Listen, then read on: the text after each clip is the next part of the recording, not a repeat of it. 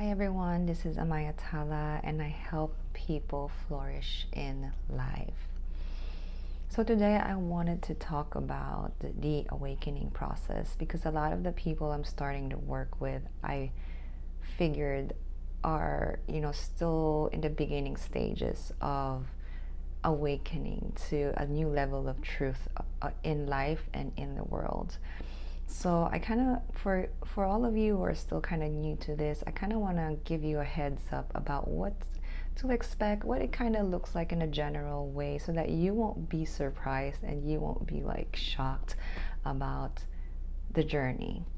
In general, most of it is really good. It's kind of like I would um, compare it to like exercising or nurturing a plant or growing a tree. Like those takes those take a lot of some degree of effort and some degree of like learning new skills and learning the craft and everything and being patient. So I would say overall that is how the awakening process looks like. You will grow and you are just like the tree. You grow, you nurture yourself, and the more you do that, the more you get to experience life in a different way. And at different level or stages of your awakening process, you experience different aspects of life that you probably haven't experienced before. So there's this sense of kind of opening you up, and even though that opening up is very exciting because you get to receive more, or you get to realize that the blessings are actually just there in front of you sometimes, not all the time, but sometimes it's just right in front of you. It's just a matter of you seeing it. That's why you call it awakening process. It's just a matter of being conscious with it, being conscious to it, and acknowledging and appreciating it, but that opening up process can be very uncomfortable sometimes because it's become a habit to be fearful, to be close, to have a wall, to not believe, because we have had been in so many situations in the past where we have been let down, we have been disappointed, we had our hopes up and we were let down. It's like, and that repeated experience for many of us makes us like not believe anymore, makes us give up, and it closes us up. And and usually it's right, past history does repeat itself, especially when there's no change at the internal level with people around you or just the society in general.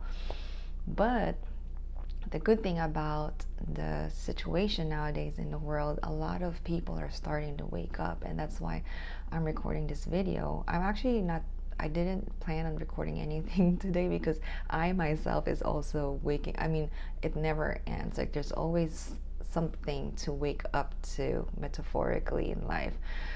And I'm also energetically transitioning, and I guess that's what inspired me to actually record this video, because I wanted to let you know that it is normal.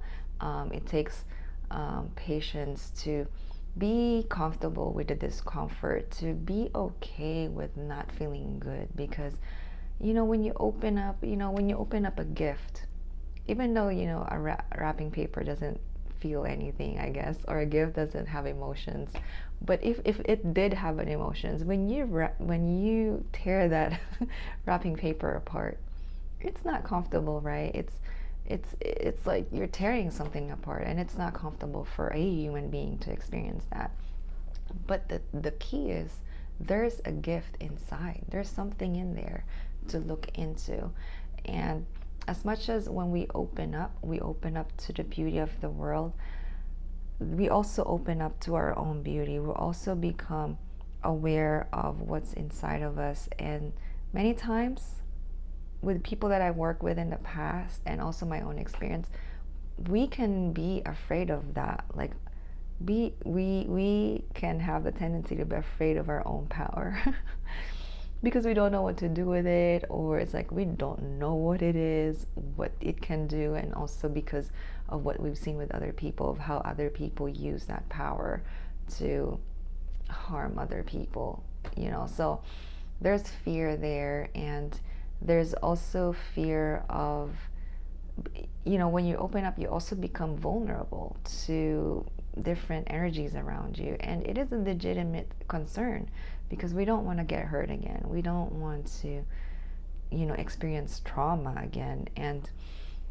so in the awakening process, it's very important to gain skills and tools to be able to empower yourself to protect yourself. It's not enough that you just open yourself up. You also need to have the skills, the discernment, you know, tapping into your intuition, standing your ground, really standing in your truth, standing in your authenticity, your heart, your soul, connecting with your soul, so you'll be able to navigate these energies. Unfortunately, for many of us, especially light workers, I think everybody in this planet are light workers, but I don't know, just in case there's only a group who are light workers. For light workers, we have to deal with a environment that has been conditioned to be misaligned, be unconscious, be incapable, or not being given the right knowledge, the right wisdom to be able to navigate life. And that makes us vulnerable to behaviors that can harm us, because we are in a human body. We feel emotions. We are just humans. Although I don't really want to say just humans. I feel like being a human being, I feel like, is a superpower, honestly. But in a different context, you know, we are also vulnerable. We can get hurt, you know, literally, emotionally, mentally. But and so it's very important to, as you're opening up, you're also nurturing yourself, you know, giving yourself care, loving yourself. You know, loving yourself is not I know it has kind of became a cliche in some sense, because everybody just says that, love yourself, self-love, self-care and everything. But the way I see loving yourself, it's a protective energy. It's a tool. It's, you can say, a weapon, a shield, you could say, because when you love yourself, you're not giving other people permission to hurt you. In some sense, it takes two to tango. It takes two people to really get to you. People can do anything around you, but it's really up to you to let them get to you. And self-love, when you love yourself, you're more likely will not let other people get to you, because you love yourself too much. You know, I was in in my part-time job, you know, I deal with people, and there was one person who just was like ignoring me, and like when I'm trying to be myself, like not even looking at my eyes, looking down, and like kind of like ignoring me, like I don't exist. Before, when I was still very vulnerable, I would really take that to heart. I would really be sensitive, and I'm like, is there something wrong with me? You know, like maybe there's something wrong with me. Maybe I'm not good enough. Maybe I should just hide and like be in the corner and isolate myself. And I know many of us do that. But now that I'm loving myself more, well, first, yeah, I still got a little affected, you know, I'm like, dang, you know, what did I do to deserve this? But maybe for a second, but I reminded myself too that I love myself no matter what. I love myself. I'm on my corner, I'm on my side, you know, and that makes me less vulnerable. That makes me feel like I have someone, I have my own back. And it makes me also be comfortable in loving people. And in spite of this person treating me that way, I still gave this person a smile. I still asked this person later on, are you doing okay? Everything's good? You know, I was able to do that because I was able to give that love for myself. And so I feel like in this awakening process, even though it can be scary and it can be dangerous, honestly. And so it's very important to have a guide or someone or resources to let you know what's, guide to guide you about the process. Because just like when you're nurturing a plant, a baby, a pet, it takes skills and knowledge to do that, to make sure they don't die, to make sure they don't get sick. And it's the same with you and our soul, our spirit, our evolution, our awakening, our emerging. We need to be equipped to do that. And even if you're not equipped, it's okay too, because just knowing that everything is going to be okay, trusting the process, and just loving yourself. And yeah, when I first started, I also didn't know what I was doing, but there are spirit guides, angels who will guide you and help you as long as you ask for their help. There's a higher power, especially our body is, I feel like our body has a high intelligence that it will know what to do just as long as you're open to it. 1111. So even if you don't know what to do, as long as you set the intention to learn and to awaken in the highest possible way for you, and to kind of like just be alert and be open to signs and what your body's telling you. If you feel like this is too much, stop. But it's best to have a guide or go to YouTube to people who you trust and you feel like are credible. Victor Aldo is the best, I think, if not the best, one of the best people to watch in YouTube and to be a guide and a mentor. I did become one of his group coaching group. I was able to participate there one time, and that's one of the best places. His coaching group is very affordable. You can, I think it's like, I don't even just check the price, but it's very affordable at this moment that I'm recording it.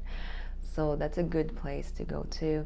I also have my own tending circle where I help people navigate that process as well, so that you can really blossom and flourish in a tailored way, customized way for you if it's a one-on-one. But if it's a group, it's like you'll have support to do that, and you'll heal through other people's healing as well. And you get to share too, if you feel called to share, or you can just listen to what other people say in the group that you can most probably relate with, because most of the time we all go through some similarities in the themes of our lives in particular points in time, which is amazing to me to see, actually.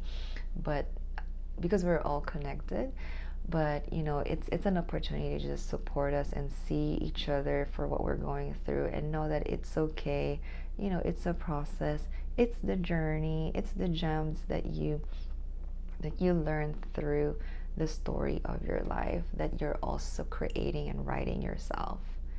Like as much as you are in this flow of the universe opening you up, you co-create that flow with the universe.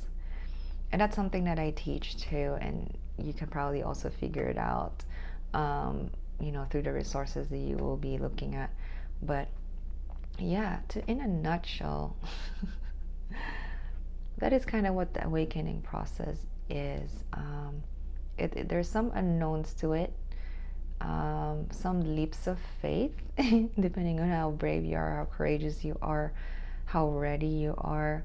It takes some sort of like self-awareness as well. So journaling, meditation will really help you in that process, because you get to get in tune with your body, with the information around you, and get in tune with your discernment, which is part of the awakening process as well. So yeah, I hope that information helped for you. For all of you who are just starting in this process, I hope that helped. If you want more guidance, obviously I'm here. I have my circles, I have my one-on-ones. If you're interested in that, I'm here to serve and just give you the knowledge and wisdom that you will need in your journey. Obviously, it's still your journey. I'm just here like as a guide. It's still, you're the one co-creating your life with yourself, your higher self, with the universe. And I'm just here to like really see you blossom and flourish in life. So yeah, I hope that helped. I hope that resonated. If it did, please hit the thumbs thumbs bottom button. Hit the share and subscribe so that our community will grow and more people will awaken in a flourishing and blossoming way for our world and earth to change in a very beautiful way. It's time. I feel like it's time. And yeah, put your comments in the comment section. I would love to hear what you think and what your journey is like, and share to other people too, your own experience as well, so that we can grow together in this community. And yeah, that's it for me, I believe. And yeah, I hope you have a very beautiful, beautiful life, very, very beautiful present moments. Till next time, flourishing, thrive. I love you, and I'll see you again. I hope you enjoy your awakening process. Bye, everyone.